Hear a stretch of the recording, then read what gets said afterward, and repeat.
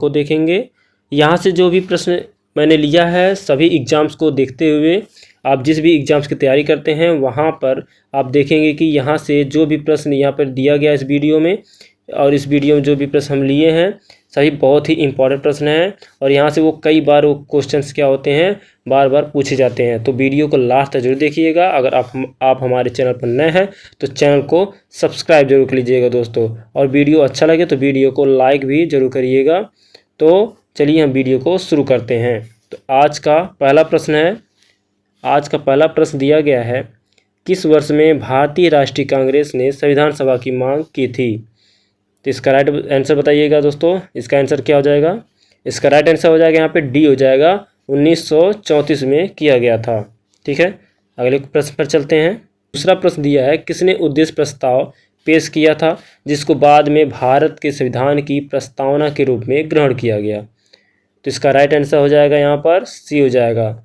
दोस्तों अगर आपको किसी भी प्रश्न का आंसर पहले से पता हो तो कमेंट बॉक्स में आप कमेंट कर सकते हैं। तीसरा प्रश्न दिया है, पंडित जवाहरलाल नेहरू ने उद्देश्य प्रस्ताव कब पेश किया था? तो इसका राइट आंसर हो जाएगा यहाँ पे, इसका राइट आंसर बी हो जाएगा, 13 दिसंबर 1946 को पेश किया गया था उद्देश्य प्रस्ताव को। क्वेश्चन नंबर 4 दिया गया है यहाँ पर, 1946 में किसे भारतीय संविधान सभा का अंतरिम अध्यक्ष बनाया गया था? इसका राइट आंसर यहाँ से हो जाएगा बी हो जाएगा दोस्तों। यहाँ पे सच्चिदानंद सिन्हा को बनाया गया था, यहाँ पे अंतरिम अध्यक्ष बनाया गया था संविधान सभा का। ठीक है दोस्तों, अगला प्रश्न देखते हैं, भारत में पहला संविधान सभा का चुनाव कब हुआ था? आंसर बताइएगा इसका क्या हो जाएगा। भारत में पहला संविधान सभा का जो चुनाव हुआ था इसका राइट आंसर हो जाएगा बी हो जाएगा दोस्तों, 1946 में पहला संविधान सभा का चुनाव हुआ था। दिया है, संविधान सभा की पहली बैठक कब हुई थी? इसका राइट आंसर हो जाएगा यहाँ पर ए हो जाएगा, दिसंबर 1946 में हुई थी पहली बैठक। ये फर्स्ट बैठक के बारे में बताया गया यहाँ पे।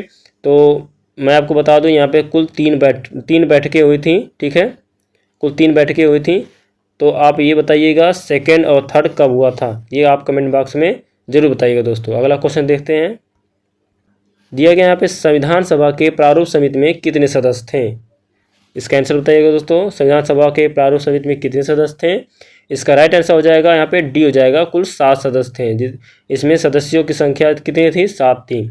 और आप कमेंट में जरूर बताइएगा वो कौन कौन से सदस्य थे। 7 का यहाँ पे आपको नेम लिखना है दोस्तों, यहाँ पे नाम बताना है कौन कौन से वो सदस्य थे। ठीक है, अगले प्रश्न पर चलते हैं। दिया है, निम्नलिखित में से कौन भारतीय संविधान के प्रारूप के लिए जिम्मेदार संविधान सभा का हिस्सा नहीं थे? जो संविधान सभा के में भाग नहीं लिए थे वो कौन थे? तो इसका राइट आंसर हो जाएगा ए हो जाएगा, महात्मा गांधी संविधान में भाग नहीं लिए थे। अगले प्रश्न पर चलते हैं। दिया है, भारतीय संविधान तैयार करने के दौरान 1946 में सभा का संवैधानिक सलाहकार किसे नियुक्त किया गया था? बहुत ही इंपॉर्टेंट प्रश्न है ये, कई बार एग्जाम में ये पूछ चुका है दोस्तों। ठीक है, तो इसका राइट आंसर हो जाएगा ए हो जाएगा, VN राव को संवैधानिक सलाहकार चुना गया था। राइट आंसर ए हो जाएगा 9 का। अगला क्वेश्चन देखते हैं, भारत के संविधान सभा के मसौदा समिति के अध्यक्ष कौन थे?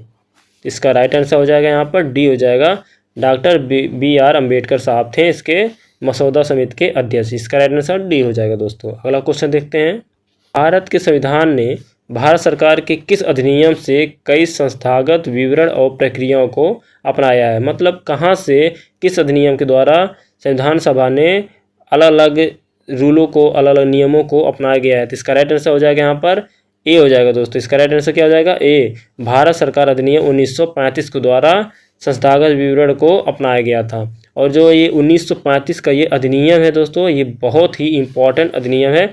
यहाँ से संविधान सभा के लिए बहुत चीज़ों को लिया गया है। ठीक है दोस्तों, अगर आपको किसी भी इसके बारे में जानकारी पता है तो आप कमेंट में जरूर बताइएगा दोस्तों। अगले प्रश्न पर चलते हैं, संविधान सभा की कुल सदस्यता 389 थी, जिसमें कितने रियासतों के प्रतिनिधि थे?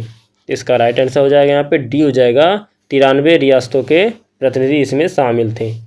अगले प्रश्न पर चलते हैं, दिया है, भारत के संविधान को बनाने वाली संविधान सभा में कितनी महिला सदस्य थीं? तो महिलाओं की संख्या यहाँ पे पूछा गया है, उसमें कितनी महिला सदस्य थीं? तो इसका राइट आंसर बताइएगा दोस्तों, क्या हो जाएगा? इसका राइट आंसर हो जाएगा डी हो जाएगा दोस्तों, 15 महिला सदस्य इसमें उपस्थित थीं। ठीक है दोस्तों, कुल सदस्यों की संख्या कितनी थी आप टोटल बता दीजिएगा कमेंट में। ठीक है, टोटल कितने सदस्य थे और कितने सदस्यों ने उस संविधान सभा पर हस्ताक्षर किए थे यानी सिग्नेचर किए थे दोस्तों। ठीक है, ये भी आप कमेंट में जरूर बताइएगा कितने सदस्यों ने उसमें सिग्नेचर किए थे। अगले प्रश्न पर चलते हैं। दिया है प्रांतीय संविधान समिति की अध्यक्षता किसने की थी? तो इसका राइट आंसर हो जाएगा यहाँ पर बी हो जाएगा दोस्तों, सरदार वल्लभ भाई पटेल थे प्रांतीय संविधान समिति की अध्यक्ष थे। ठीक है, अगले प्रश्न पर चलते हैं। दिया है भारत की संविधान सभा की सदन समिति के अध्यक्ष कौन थे? इसका राइट आंसर हो जाएगा ए हो जाएगा बी पट्टाभी सीतारामैया थे। ठीक है, इसके राइट आंसर हो जाएगा 15 का ए हो जाएगा दोस्तों। अगले क्वेश्चन को देखते हैं। भारतीय संविधान के प्रारूप समिति के अध्यक्ष कौन थे? प्रारूप समिति का यहाँ पर पूछ लिया गया है, तो इसका राइट आंसर क्या हो जाएगा दोस्तों? यहाँ पर बी हो जाएगा, डॉक्टर BR अम्बेडकर साहब थे प्रारूप समिति के अध्यक्ष थे। इसके पहले मैंने क्वेश्चन में पूछा था वहाँ पे सदस्यों की संख्या, तो 7 थी। ठीक है, प्रारूप समिति में, और उसमें सदस्यों का यहाँ पे नाम मैंने पूछा था। ठीक है दोस्तों, तो नाम आप कमेंट में जरूर बताइएगा। इसके अध्यक्ष कौन थे? BR अम्बेडकर साहब इसके अध्यक्ष थे प्रारूप समिति के। अगले प्रश्न पर चलते हैं।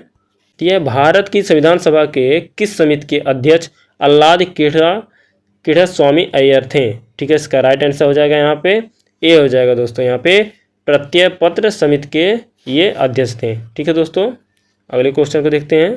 यह निम्नलिखित में से कौन 1946 में मद्रास निर्वाचन क्षेत्र से संविधान सभा का हिस्सा बना था?